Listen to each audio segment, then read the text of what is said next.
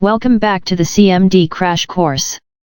If you've made it this far, you've already learned how to move around directories, create files, and even peek into your system's secrets. But today, we unlock the real power tools of CMD, chaining, piping, and redirection. These three tricks are what separate a casual user from someone who can make CMD dance. They let you combine commands, filter information, and send results exactly where you want them.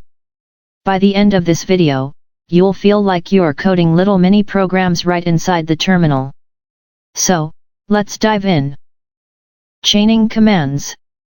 Normally, CMD runs one command at a time. You type something, press enter, wait, then type the next. But what if you want to run multiple commands in one line?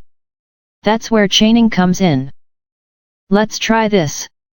Open up CMD and type this command. Echo hello, and operator, echo world. See what happened? The first message prints, then the second one.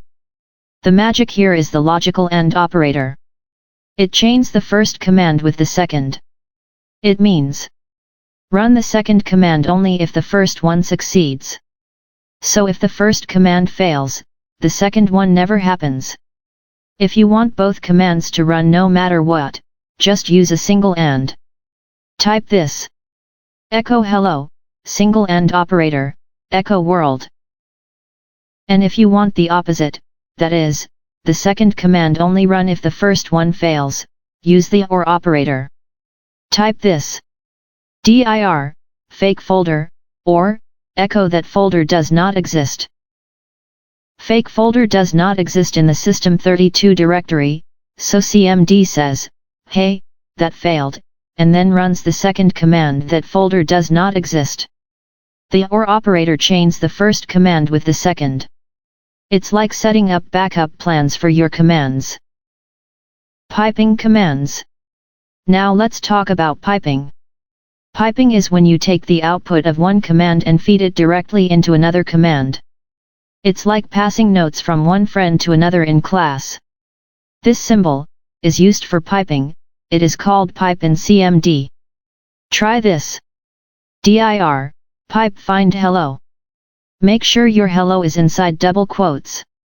Here's what's happening. dir lists all the files and folders. Then pipe sends that list straight into find. Find looks for the word hello. So instead of scrolling through a long list, you instantly filter it. Another cool one. Task list pipe find Chrome. This shows only the processes that have Chrome in their name. Super handy when you're tracking down a single program in a sea of background tasks. Pipes turn CMD into a detective tool narrowing down exactly what you're looking for. Redirection. Finally, let's unlock redirection. You've already seen this one when we created files. The greater than symbol is the redirection operator. It takes the output of a command and sends it somewhere else. For example, dir, greater than sign, directories.txt. Instead of showing the list on screen, CMD creates a text file called directories.txt and writes the list into it. Let's find the file and open it. It is created into the system32 directory. Let's sort for the file by searching. There's the directory listing. But what if you don't want to replace the file every time? Use double greater than sign. dir, double greater than sign, directories.txt. This appends the new output to the file, adding it to the end instead of overwriting. Let's recap what you learned today. The AND operator runs next command only if the first succeeds. The OR operator runs next command only if the first fails. The single AND symbol runs commands no matter what. The pipe symbol pipes one command's output into another. The greater than symbol redirect output into a file. That's a lot of power packed into just a few symbols.